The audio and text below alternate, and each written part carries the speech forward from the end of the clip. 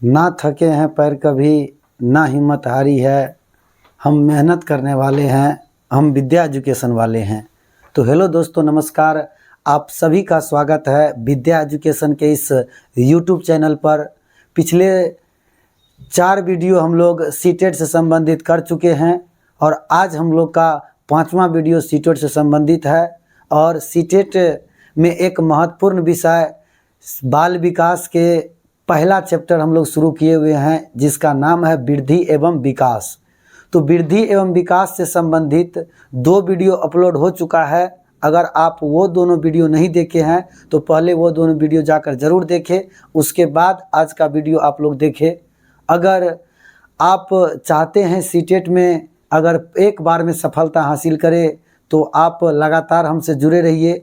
कोई भी अगर कॉन्सेप्ट आपको समझ में नहीं आता है तो आप इस यूट्यूब चैनल पर रुक के आप इस पूरा वीडियो को देखें, पूरी आपको समझ में आएगा। तो चलिए हम लोग क्लास का शुरुआत करते हैं।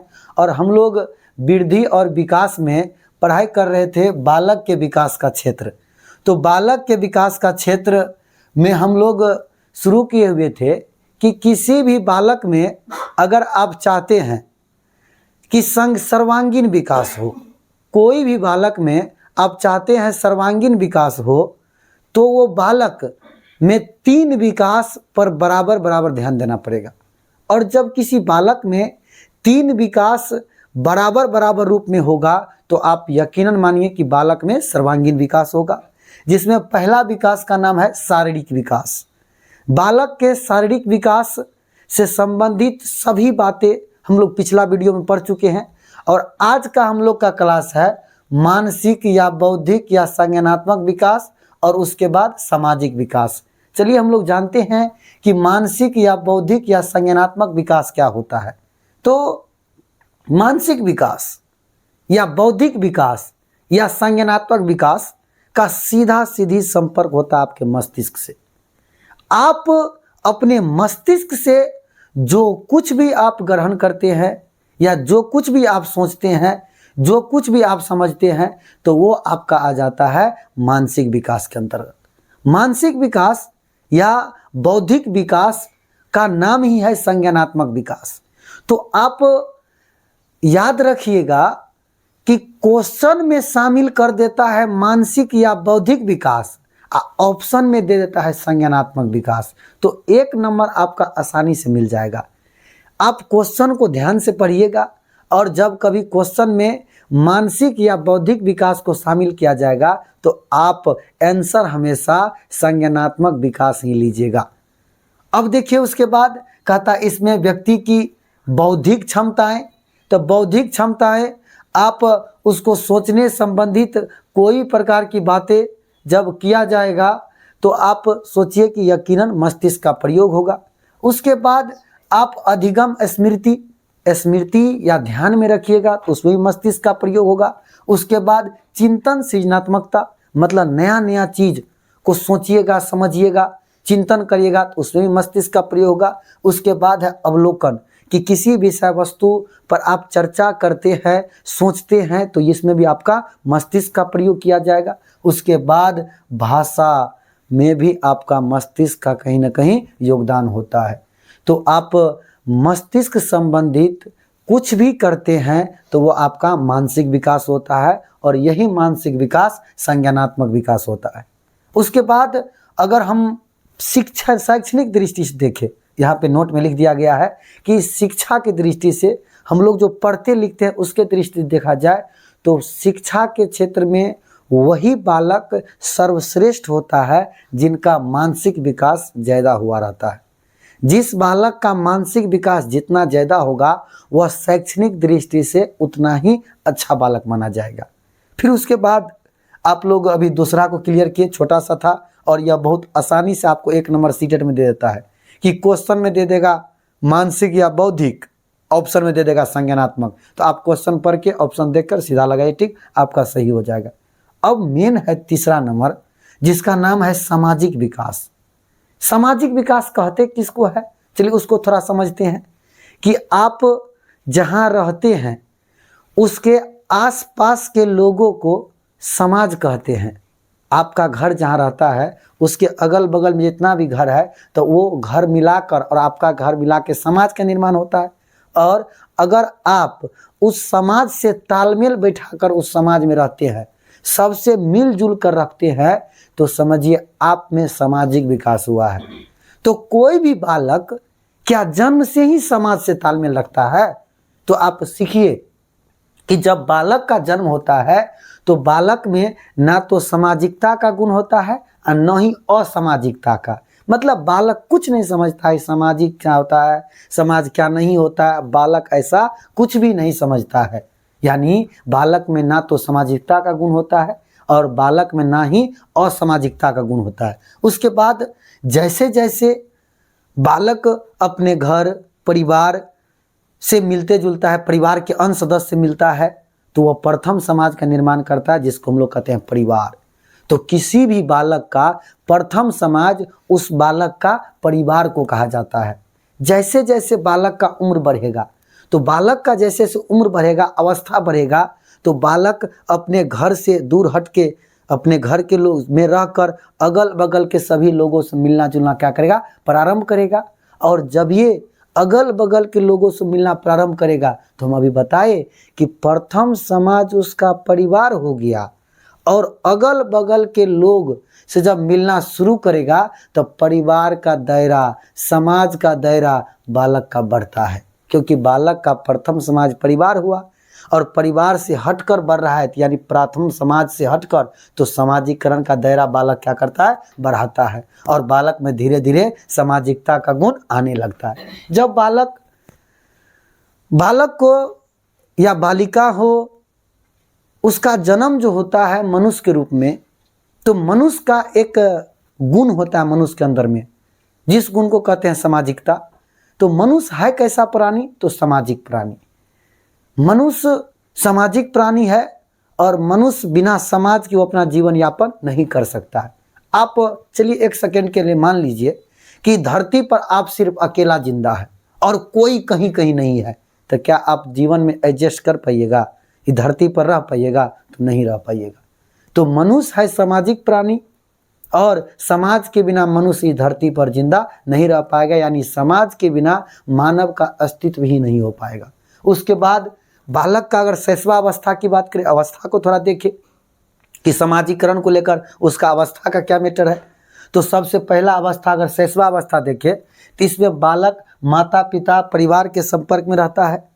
और जब इसमें और इसी अवस्था में बताए थे आपको कि बालक का प्रथम समाज उसका परिवार होता है और समाज प्रथम समाज उसका परिवार हो गया, क्योंकि शैशवावस्था में बालक अपने परिवार से अलग नहीं जाता है, क्योंकि पूर्ण रूप से बालक अपने परिवार पर निर्भर है।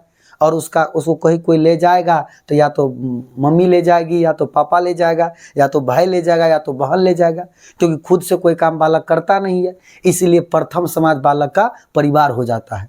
उसके बाद आप बाल्यावस्था की बात करें कि जब शैशवावस्था से बालक बाल्यावस्था में गया, तो बाल्यावस्था में परिवार से हटकर समाज के अन्य लोगों से मिलता जुलता है, जिससे सामाजिकरण का दायरा बालक में बढ़ जाता है। उसके बाद अगर हम देखें किशोरावस्था, तो किशोरावस्था में बालक खुद समाज का एक अंग बन जाता है।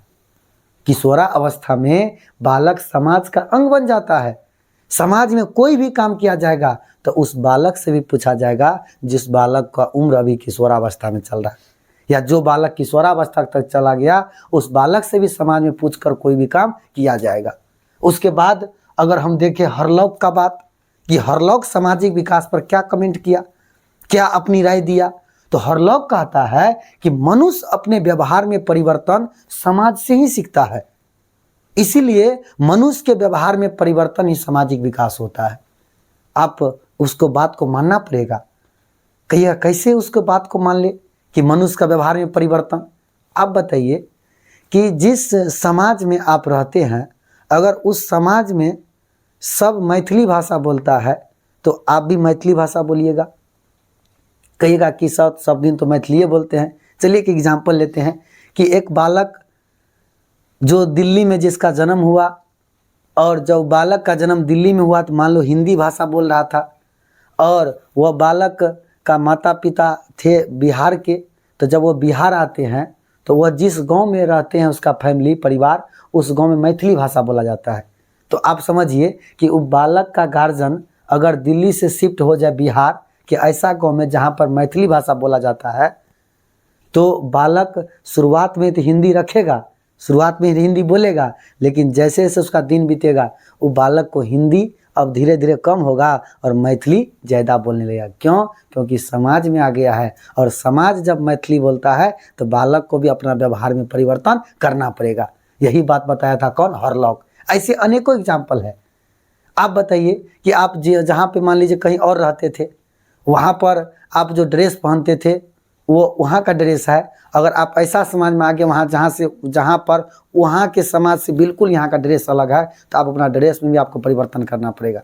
तो समाज क्या है? सामाजिक विकास क्या है? तो आपके व्यवहार में परिवर्तन ही सामाजिक विकास है। यह बात हम नहीं, हरलॉक साहब समझाए थे, और उसको हम अपने बात में आपको समझाए कि कोई भी बालक कैसे समाज में आता है तो अपने व्यवहार में परिवर्तन कर पाता है। देखिए, सामाजिक विकास का दो भाग होता है, एक का नाम है संवेगात्मक विकास और एक का नाम है नैतिक विकास। चलिए इसको भी समझते हैं कि संवेगात्मक विकास क्या है, नैतिक विकास क्या है। संवेग का मतलब होता है उत्तेजना। संवेगात्मक विकास को अगर समझिए तो पहले संवेग को समझिए, और संवेग का मतलब होता है उत्तेजना। एक एग्जाम्पल देंगे और आप उस एग्जाम्पल समझिएगा कि संवेग होता क्या है। मान लीजिए आप अपने घर पे आराम से बैठकर खाना खा रहे थे और पूरा खुश थे, खुशी मिजाज में आप अपना खाना खा रहे थे। आपका घर मान लीजिए रोड के साइड में है, और अचानक रोड पर से आवाज़ आता है कि एक्सीडेंट हो गया। तो आप एक्सीडेंट हो गया, अभी पूरा खुशी खुशी थे, और अचानक रोड पर से आवाज़ आता है कि एक्सीडेंट हो गया, तो आपको डर हो गया, अचानक हो जाएगा और आप भागे भागे जाइएगा। देखिए, मूड आपका था पूरा हंसी खुशी, लेकिन अचानक आप डर गए। तो अचानक वाला जो बात होता है यही होता है संवेग, यानी उत्तेजना ही क्या होता है? संवेग होता है। और उस समय आपका रूही खड़ा हो जाएगा, आपका हृदय धड़कन तेज हो जाएगा। तो यही सब लक्षण है किसका? संवेग का। तो संवेग का मतलब क्या हुआ? उत्तेजना। और संवेग दो प्रकार का होता है, एक होता है सकारात्मक और एक होता है नकारात्मक। मान लीजिए कि आप कोई घर पे आराम से बैठकर कोई काम कर रहे थे, अचानक आपका रिजल्ट आ जाता है और रिजल्ट में आप पास हो जाते हैं, तो आप मानिए कितना खुश तुरंत हो जाते हैं। तो देखिए, आप नॉर्मल थे और अचानक रिजल्ट आया तो अचानक आप खुश हो गए। तो ये भी क्या है? संवेग है। और ये वाला संवेग खुश हुए आप, तो जब खुशी के साइड से कोई होगा, खुशी, हर्षो, उल्लास, तो ये सब आपका सकारात्मक संवेग है। और सकारात्मक संवेग विकास को बढ़ावा देता है, विकास की गति में सहायक होता है।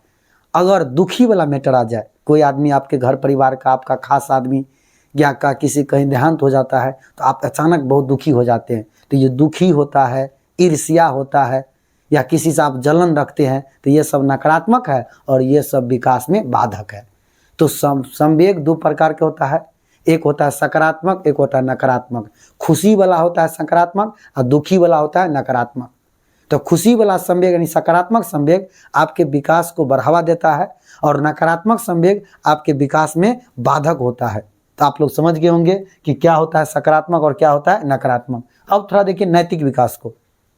नैतिक विकास क्या है कि बालक प्रारंभ में, नैतिक का मतलब क्या होता है? पहले आप जिस समाज में रहते हैं उस समाज में बहुतों नियम कानून बना होता है। जैसे सबसे फेमस है कि किसी के यहाँ शादी होगा तो भोज करना पड़ेगा, किसी के यहाँ कोई देहांत करेगा, देहांत हो गया किसी का, तो समझिए उसके यहाँ भी भोज करना पड़ेगा। और देहांत में भी नियम है कि उम्र सीमा है कि इतना उम्र के बाद होगा तब उसको भोज करना पड़ेगा, उससे कम उम्र में होगा तो भोज उसको नहीं करना पड़ेगा। तो आप सोचिए कि समाज में कुछ नियम आपको सही लगेगा और कुछ नियम आप गलत लगेगा। तो जो आप अगर जिस दिन आप में सही गलत का अंतर करने आ गया, तो समझिए आप में एक विकास आ गया। उस विकास को कहते हैं नैतिक विकास कहते हैं। और नैतिक विकास प्रारंभ में बालक के पास नहीं रहता है। बालक शुरू में यह नहीं जानता है कि क्या सही है क्या गलत है, यानी बालक शुरू में उसके पास नैतिकता का कोई ज्ञान नहीं होता है, समाज में सही गलत की पहचान वो नहीं कर पाता है। लेकिन जैसे जैसे उसका उम्र बढ़ता है, जैसे जैसे वो समाज को जानने लगता है, तो समाज में सही गलत की पहचान करने लगता है, और तब उसमें आता है कि नैतिकता क्या होता है। तो शुरुआत में ना तो नैतिकता है ना तो अनैतिकता है, लेकिन जैसे जैसे बड़ा होता है बालक में सही गलत की पहचान करने की क्षमता आता है और उसी को कहते हैं नैतिक विकास। तो अभी हम लोग देखें बालक के विकास का क्षेत्र, जो 2 विकास हम लोग का बच गया था, दूसरा और तीसरा, वो आज के वीडियो में आपको क्लियर किए, और पहला वाला आपको पिछले वीडियो में क्लियर किए हुए हैं। अगर आप वो वीडियो नहीं देखे वो भी देखिए, और ये भी इस वीडियो को भी देखिए, और आपको बारीकी से सारा बात यहाँ पे लिखा गया है। आप स्क्रीनशॉट लेकर इस सभी बातों को अपने नोटबुक में नोट करिएगा और रिवीजन करने के लिए सबसे बेस्ट हो जाएगा। और इसका अगला वीडियो जो है हम लोग का बालक के विकास की अवस्था पर है, वो वीडियो आप लोग देखना नहीं भूले। और आपका अगला वीडियो में हम पूरा बालक के विकास को बताएंगे कि आखिर बालक का विकास कैसे कैसे शुरू से अंत तक होता है, और पूरा नया तरीका से अपना क्षेत्रीय भाषा में लैंग्वेज में जानेंगे, समझेंगे कि आखिर उदाहरण को लेंगे, आपके दैनिक जीवन से जोड़कर हम उदाहरण को लाएंगे, जिससे आपको पूरी समझ में आएगा। और आज का क्लास हम लोग का यहीं पे रहेगा। अगर आप लोग को वीडियो पसंद आता हो तो आप लोग लाइक, कमेंट और चैनल को अधिक से अधिक सब्सक्राइब करें और अपने मित्रों तक पहुंचाएं। आप लोग सपोर्ट करिए, आगे का काम मेरा है, मेहनत करने वाले हम लोग हैं। आपको जहां तक होगा एग्ज़ाम तक में सभी विषयों की तैयारी आप लोग को बारीकी से कराया जाएगा। और आज के लिए इतना ही। आप लोग चैनल से बने रहिए और प्रत्येक वीडियो का आप लोग देखते रहिए और ज़्यादा से ज़्यादा मित्रों तक पहुँचाते रहिए। धन्यवाद।